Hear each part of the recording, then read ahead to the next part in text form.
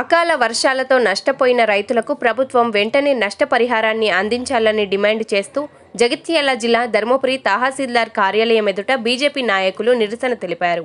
ఈ సందర్భంగా బీజేపీ నాయకులు ఓరగంటి చంద్రశేఖర్ మాట్లాడుతూ పంట చేతికొచ్చే సమయంలో కురిసిన అకాల వర్షం రైతులకు అపార నష్టాన్ని కలిగించిందన్నారు. ప్రభుత్వం నామమాత్రపు సర్వేలు చేసి పంట నష్టాన్ని అంచనా వేసి రైతులకు అన్యాయం చేయాలని చూస్తే సహించబోమని హెచ్చరించారు. రాబోయే రోజుల్లో రైతులకు అండగా బీజేపీ పార్టీ పోరాటం చేస్తుందని తెలిపారు. నష్టపోయిన రైతులకు ప్రభుత్వం వెంటనే నష్టపరిహారాన్ని అందించాలని డిమాండ్ చేశారు.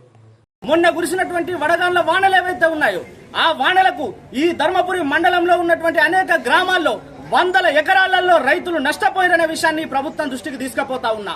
నామమాత్రపు సర్వేల ఆధారంగా పంట నష్టాన్ని అంచనా వేసి రైతులకు అన్యాయం చేయాలని ఈ యొక్క కాంగ్రెస్ పార్టీ ప్రభుత్వం కనుక చూసినట్లయితే రాబోయే రోజులలో ఈ ప్రభుత్వం మీద రైతుల పక్షాన ఉద్యమం చేస్తామనే విషయాన్ని ఈ సందర్భంగా తెలియజేస్తా ఉన్నా.